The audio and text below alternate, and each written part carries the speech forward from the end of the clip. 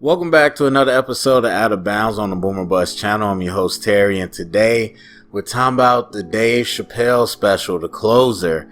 I am, I wouldn't say shocked, but I'm interested that I'm talking about this because I did not think that this would become a thing. I didn't think it would rise to the level of conversation that it has, and I should have been smarter than that, because the society we live in today, this is what happens. And so whenever you try to introduce anything intricate or nuanced, it blows up.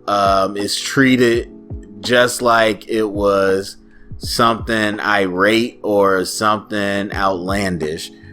For whatever reason, we just cannot have a complicated, I wouldn't say complicated, we can't have a complex conversation.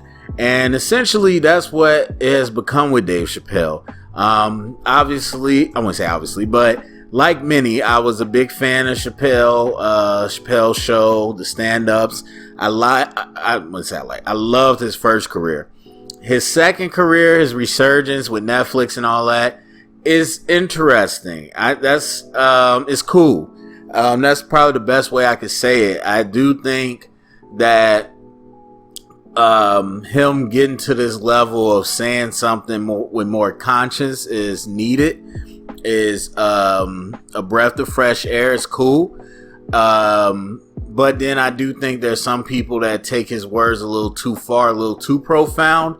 And I don't know if it's the right way to feel whenever you have people like take heed of someone's words and they're just saying something that's been said so many times by other people, but at least the message is getting out. So you try to remember that. But you know, whenever people get into hyperbole, the GOAT talk, and you can't say that, but if Chappelle said it, it'd be great. Like, that type of stuff is annoying, but you got to respect him and what he's doing. Now, I was critical of how he went about the whole Chappelle show thing, much like Scottie Pippen and people riding for him. Look, you signed the contract. That was you. And so I didn't really love the way he did it, but I respect what he's doing now. And I told my friend that these aren't stand-ups. These are funny TED Talks, basically. And that's cool. That's absolutely cool. I mean, we're in a space where there's a lot of avenues for dialogue and conversation. So get into The Closer, and I guess essentially just the entire Netflix trilogy, I believe it is. Maybe it was 4, but the whole little series he's done, this has become this conversation and fixation on his words against, I wouldn't say against, but his words about LGBTQ community, as well as trans community. And it's interesting because I think, again, everything he's done has been nuanced, but I would say this one was the best of them all, especially watching these in different times of my life, in different spaces, different levels of education, different levels of conscience. And so at this point, I really understand the intricacies of what he's saying and what the message and the motives really are. And if you are somebody that's closed off to really being critical, essentially, people that are against critical race theory, which is ridiculous, it's just the concept of actually looking at truthful history.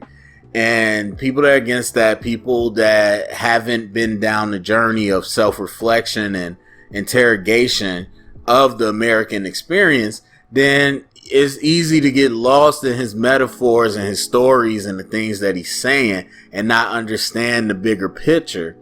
But I feel like at this point, for me at least, I really grasped it, and I think this was his best job at doing it, just as a narrator, as a speaker.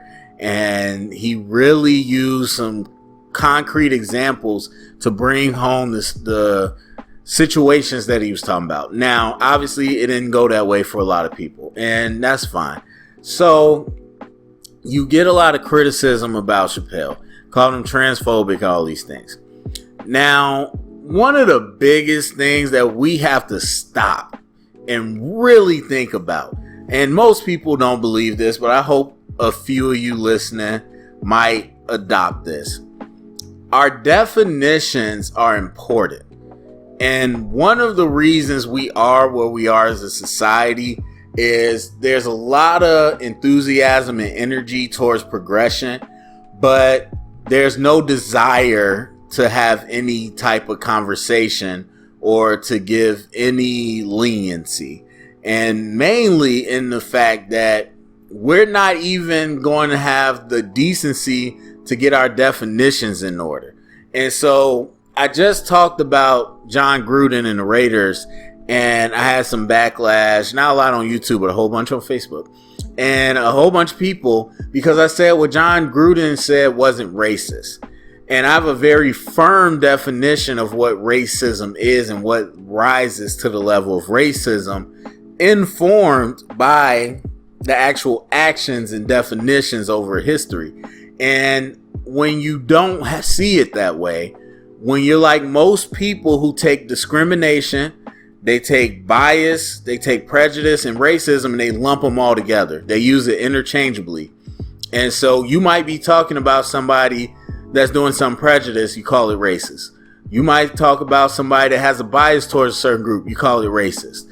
And so when you overinflate the definition of racism, you're going to have disagreements. Now, the same thing is happening in every community, including the trans community, with transphobic. So if you're listening to Chappelle, and to you, the definition of transphobic, that's a level where you have a phobia. Phobia is fear, first of all. You have a level of fear to where you're scared of this concept, so you are fighting against it by harming somebody or actively tearing that group down to dismiss them, those type of things. Now, if you think that's transphobic, you wouldn't look at Chappelle's show or Chappelle's stand-up and have any issue. But if you're a person that says that even acknowledging gender is therefore saying that I'm not real, or I'm not a complete woman or a complete man, or you are making me invisible, which is violence, now then you're going to have somebody that looks at Chappelle's stand up and say that's completely inappropriate and transphobic. And so that's the problem. Now, even though we have these moving definitions, I think there are right definitions. I 100% believe that's fact with racism as well as transphobia and other things. I do think whenever you're talking about power and pain and oppression, it has to rise to a high level. It's not just something fleeting and passing by. It might contribute to racism, it might contribute to transphobic thoughts and discussions, but that doesn't mean that's what it is. And so that's how I operate. But also beyond that, what people really miss is the intersectional message that Dave Chappelle had. Dave Chappelle's message has always been, and he literally laid it out, which is why I thought it was funny that so many people had backlash, and I'm starting to believe most of these people didn't even watch it. But he literally lays it out. He says, paraphrasing, that if you watched me over this time and you understand, then you know I never had an issue with trans people. I've had an issue with white people. And that is what he's laying out. And to go back to the John Gruden case, there's a lot of discussion about that now. Now, even though I don't think what he said about DeMaurice Smith was racist, you have a lot of people that feel, well, he used this racial trope, as they say, which is accurate. That's a trope, even though it's accurate. And so he used this racial trope about a black man, and it rises to a certain level. But once the LGBTQ community comes into play, now all of a sudden he's resigning. And obviously there's a lot of factors, but there's some people in the back of their heads that it's like, once again, our concerns are never taken as serious as other people's concerns. And so when Chappelle talks about the trans and the LGBTQ, and he talks early in the special about this idea of them being oppressed when they want to be, but going back to being white and privileged when they want to do that too. And that's a luxury that a lot of minority LGBTQ people don't have, and the minorities in general. And so he sets that foundation, but again, he ends it towards the end saying his issue has been with white people. He's trying to dramatize not only how dangerous the separation between us are, when he talked about his friend that took her life, but he's also dramatizing the difference in how the issues are being taken and how different the freedoms are. And at one point he says he's jealous of that movement, like they've gotten further. And there's a commentary there about our collectivism as people in the black struggle, but there's also commentary about just how things are being accepted. Now, again, if you're not critical, which is interesting for people to be a part of a minority or oppressed community and not be able to look at things critically. They can criticize everyone else, but can't criticize themselves. So if you can't look at what Chappelle's saying critically and say, is it possible that in this country built and ran on racism, that the movements with a white woman in front of it, the movements with a white trans person in front of it, seem to get a little more attention than the things that are all black? And if you look historically, it's not something new. The struggles between the feminist movement until you had a separation of the white, or what people deemed the white feminist movement, and then the different feminist movement for people of color. And you see these struggles throughout time. And we talk about it. And again, like I said, the John Gruden was a case.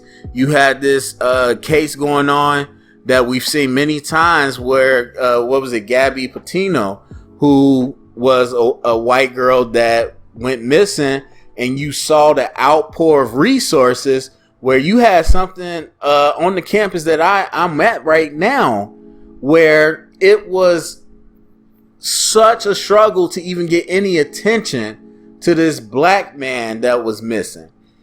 And so is it crazy to have this commentary that maybe there's a disparity between the two?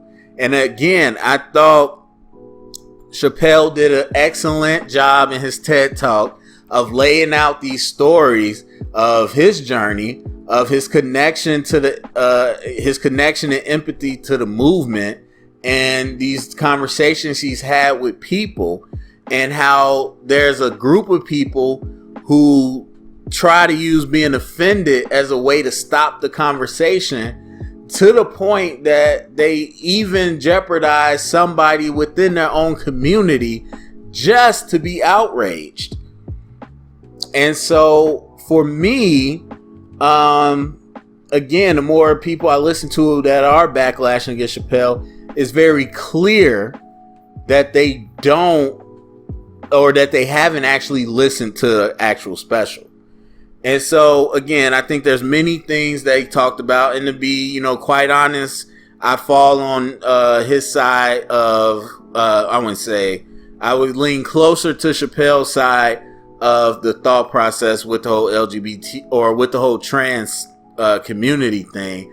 And so it might be easier to digest. But again, I've been critical of Chappelle for different things. There's still things that I don't agree with. But I think it is hard to deny that he was very articulate about what he was saying in this special. And so to see the backlash, which I guess is predictable, it's still sad that we really can't have a conversation. It's forcing a conversation, but it's not in the spirit that it should be, where we can be moving towards healing. And how can we move past this? Instead of this this not even conversation, but just the screaming match of who's right and who's wrong. And so there's a lot of people talking about boycott him and everything. And again, you listen to the special, and what did he say that was transphobic? They pull out these random clips, but they don't pull out the clips where he says he has nothing against trans people. We don't want to hurt trans people.